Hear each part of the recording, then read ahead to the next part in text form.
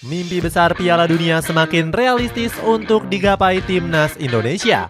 Sintayong menargetkan Indonesia bisa finish di peringkat ketiga ataupun keempat di dalam grup C.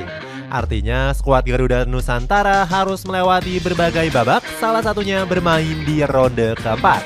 Untuk bisa mencapai target tersebut, Indonesia setidaknya harus bisa mengumpulkan 12 poin. Laga kontra Bahrain dan Tiongkok menjadi partai penentu skuad Garuda untuk menyapu bersih dua laga kandang dan tandang. Cetak Gol coba merangkum skema realistis timnas Indonesia lolos ke Piala Dunia sebagai berikut.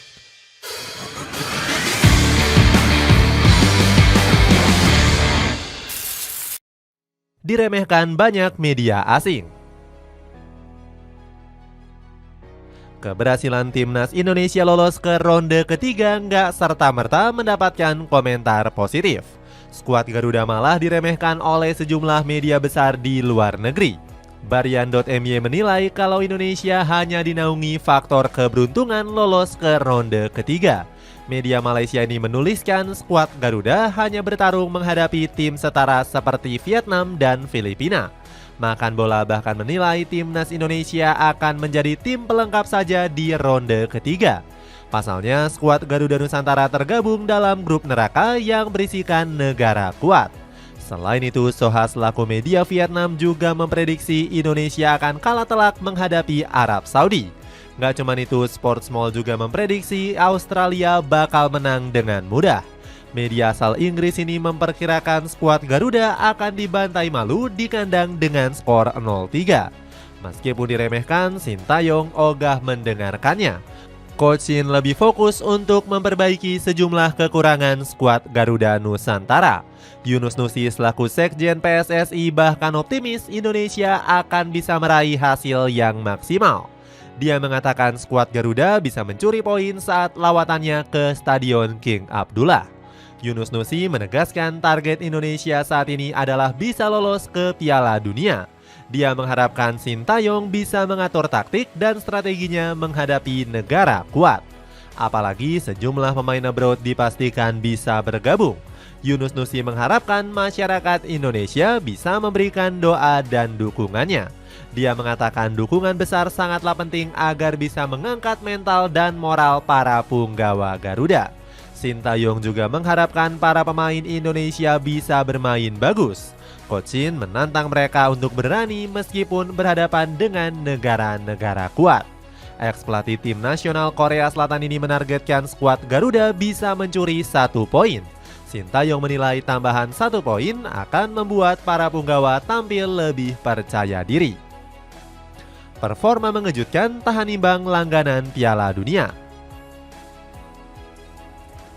Keinginan Sintayong akhirnya bisa terrealisasi usai Indonesia menahan imbang Arab Saudi. Skuad Garuda Nusantara sukses membawa pulang 1 poin ke tanah air. Di laga pembuka, tim nasional Indonesia langsung bikin gebrakan besar menyulitkan anak asuh Roberto Mancini. Ex-pelatih tim nasional Italia ini bahkan mengapresiasi langsung perjuangan anak-anak Garuda. Menurut Mancini, permainan timnas Indonesia sangat menyulitkan anak asuhnya. Mantan pelatih Inter Milan ini mengakui punggawa Arab Saudi gagal memaksimalkan peluang. Di pertandingan kedua, timnas Indonesia lagi-lagi membuat kejutan menahan imbang Australia. Skuad Garuda Nusantara berhasil menahan gempuran dari peringkat 25 besar FIFA. Kehebatan skuad Garuda di 2 laga langsung mendapatkan pujian dari media ESPN. Dikutip dari salah satu artikelnya, ESPN gak menyangka Indonesia bisa bersaing dengan negara besar. Graham Arnold selaku pelatih Australia menilai permainan Indonesia sudah jauh lebih berkembang. Dia gak menyangka perkembangan skuad Garuda bisa terjadi dalam waktu yang cepat. Padahal sebelumnya Australia sempat membantai Indonesia di Piala Asia 2023 dengan skor 4-0. Arnold mengatakan skuad Garuda saat ini bermain kompak dan menghilangkan sifat individual. Media Vietnam yakni Soha.vn juga mengakui kehebatan Indonesia di ronde 3. Soha nggak segan-segan menyebut kalau skuad Garuda sebagai tim terkuat di Asia Tenggara saat ini. 2 pundit asing The Give and Go bahkan berani menjagokan timnas Indonesia. Edward Reynoso dan juga Soltero memprediksi skuad Garuda akan lolos dari terkaman negara besar di grup C. Namun prediksi kedua pengamat ini lagi-lagi membuat media BGTV kepanasan. Media asal negeri Naga Biru ini mengungkapkan Indonesia hanya beruntung bisa menahan imbang dua negara kuat. Ambisi balas dendam menghadapi Bahrain. Setelah meraih dua hasil positif, timnas Indonesia nggak boleh jumawa dan besar kepala. Dua laga berat akan menanti skuad Garuda Nusantara di bulan Oktober nanti. Anak asuh dari Sintayong akan menghadapi timnas Bahrain di tanggal 11 Oktober nanti. Pertandingan ini sekaligus menjadi misi balas dendam untuk anak-anak merah putih. Pasalnya, tim nasional Indonesia selalu dibayangi dengan rekor-rekor buruk saat berjumpa dengan Bahrain. Sejak bertemu di tahun 1980, kedua negara telah bertanding sebanyak 7 laga. Timnas Indonesia tercatat hanya meraih hasil 2 kemenangan, 3 kekalahan, dan 2 hasil imbang. Kekalahan yang paling disorot terjadi di tahun 2012 saat Indonesia dibabat habis 10-0. Saat itu timnas Indonesia memang diguncang masalah hebat, yakni adanya isu perpecahan. Pasalnya pada tahun tersebut PSSI terbagi menjadi dua kubu dualisme. Namun skuad Garuda akan tampil dengan kekuatan mengerikan yang dinilai jauh lebih baik. Mayoritas punggawa Garuda adalah pemain abroad yang berkarir di liga top Eropa. Sebut saja ada JIZ yang menjadi pemain pertama yang tampil di Serie A bersama Venezia. Nilai transfer skuad Garuda Nusantara bahkan menyentuh 16,73 juta euro atau 271 miliar rupiah. Ini berbeda dengan Bahrain yang nilai transfernya hanya menyentuh 9 juta euro saja. Anak asuh dari Sintayong bisa memanfaatkan mental pemain Bahrain yang mulai menurun. Bagaimana tidak, di laga terbarunya pasukan merah dibabat habis Jepang dengan skor 0-5. Padahal sebelumnya Dragan Talajik sempat koar-koar bisa mengalahkan Samurai Biru. Dia mengatakan anak asuhnya akan berusaha sekuat mungkin untuk mengalahkan tim nasional Jepang. Berbeda dengan Bahrain, timnas Indonesia sedang dalam kondisi mental yang baik. Pasalnya tim besutan Sintayong berhasil menahan imbang tim kuat seperti Australia dan Arab Saudi. Target besar menang lawan Tiongkok. Selain balas dendam menghadapi Bahrain, timnas Indonesia juga mengincar kemenangan menghadapi Tiongkok. Skuad Naga Merah sedang dalam kondisi buruk dalam 2 laga terakhir. Pada pertandingan pertama, timnas Tiongkok harus bertekuk lutut di hadapan Jepang dengan skor 7-0. Sebelumnya, Branko Ivankovic selaku pelatih sempat yakin bisa memberikan perlawanan. Dia menyebut anak asuhnya telah menemukan cara untuk menahan kekuatan tim Samurai Biru.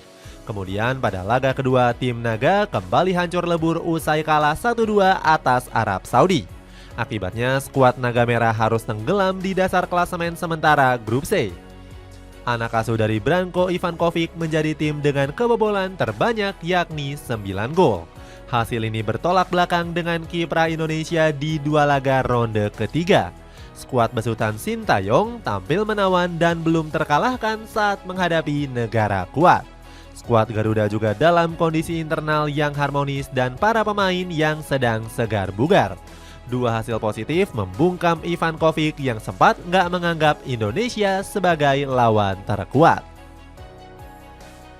Laga hidup mati menghadapi Jepang. Laga hidup mati juga harus dihadapi Indonesia ketika bertemu dengan tim nasional Jepang. Skuad Samurai Biru merupakan negara dengan peluang besar lolos di peringkat pertama dan kedua. Bahkan tim nasional Jepang diprediksi akan menyapu bersih semua laga dengan kemenangan. Prediksi ini benar-benar mulai bisa dibuktikan usai Samurai Biru mencetak 12 gol di 2 laga awal. Timnas Indonesia sebelumnya pernah bertemu Jepang di Piala Asia 2023. Skuad Garuda Nusantara menelan kekalahan telak dengan skor meyakinkan yakni 3-1. Secara head-to-head, timnas Indonesia juga punya rekor pertemuan yang buruk. Dari 16 pertemuan, pasukan Merah Putih kalah dalam 9 pertandingan secara berturut-turut. Terakhir kali Indonesia mengalahkan Jepang di pertandingan persahabatan 1981 dengan skor 2-0. Secara harga pasar, pemain skuad Jepang juga jauh lebih unggul ketimbang Indonesia. Skuad Samurai Biru punya nilai transfer sebesar 276 juta euro yang tertinggi di negara Asia. Artinya target yang realistis untuk Indonesia adalah menahan imbang Jepang di Gelora Bung Karno. Namun Indonesia juga nggak bisa menghilangkan kemungkinan kalah dan menjadi bulan-bulanan Jepang. Oleh sebab itu Sintayong berharap Mesiljers dan Eliano Reinders bisa segera bermain. Kedua pemain ini dinilai dapat menjadi tambahan berarti untuk meredam serangan Jepang. Skema realistis Indonesia lolos ke ronde keempat. Apabila gagal mengalahkan Jepang, timnas Indonesia nggak boleh berkecil hati. Pasalnya, skuad Garuda Nusantara bakal memperoleh 8 poin dengan catatan menyapu bersih 2 laga. Anak asuh Sintayong wajib bisa mengalahkan Bahrain dan Tiongkok di bulan Oktober nanti. Apabila terwujud, skuad Garuda akan ketambahan 6 poin dan mengumpulkan total 8 poin. Artinya, timnas Indonesia hanya butuh 4 poin tambahan untuk menyegel peringkat 3. Data ini diambil berdasarkan ronde ketiga di kualifikasi Piala Dunia 2022 yang lalu. Saat itu, Uni Emirat Arab sukses melaju ke ronde 4 dengan memperoleh 12 poin. Skuad Al-Abyad memenangkan 3 pertandingan, 3 hasil imbang, dan 4 kali kalah. Itu artinya timnas Indonesia harus membutuhkan 1 kemenangan dan juga 1 hasil imbang. Yang paling realistis adalah memenangkan laga kontra Bahrain dan juga Tiongkok.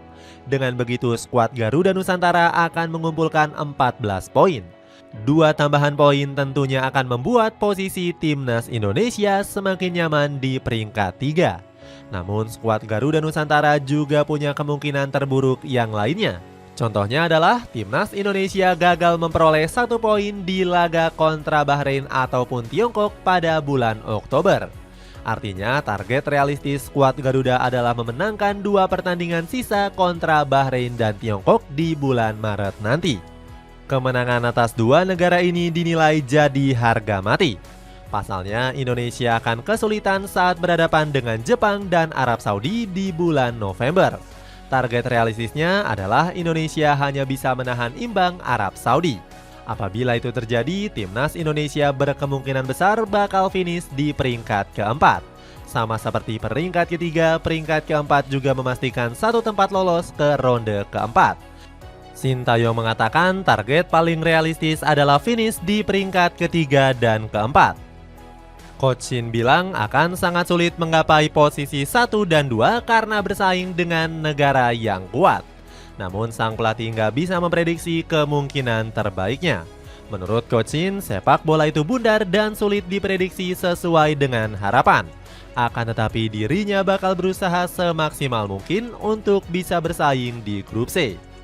Ben Griffiths sangat yakin Indonesia bisa melanjutkan petualangannya di ronde keempat. Pengamat asing ini menilai kalau skuad Garuda Nusantara akan menyulitkan negara-negara kuat. Ben Griffiths menganggap Indonesia sebagai tim kuda hitam yang punya peluang tersebut. Namun dia menilai target ini bisa digapai apabila pemain berjuang sangat keras.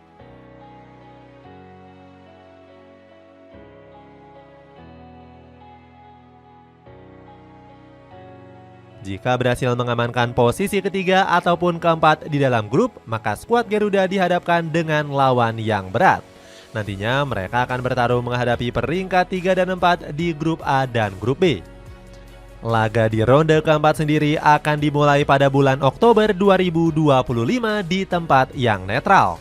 Setiap tim yang bermain hanya akan tersaji dalam 1 putaran saja dan dibagi dalam 2 grup. Posisi pertama dan kedua grup akan otomatis mendapatkan 1 tempat di Piala Dunia 2026. Sedangkan masing-masing runner-up grup akan kembali bertarung di ronde kelima. Di ronde kelima sendiri, Indonesia berpeluang akan bertemu dengan negara-negara kuat. Berdasarkan klasemen terbaru dari grup A, posisi tersebut kemungkinan diisi oleh Uni Emirat Arab dan Qatar. Qatar sendiri ingin kembali masuk ke Piala Dunia setelah hanya dinilai beruntung sebagai tim tuan rumah.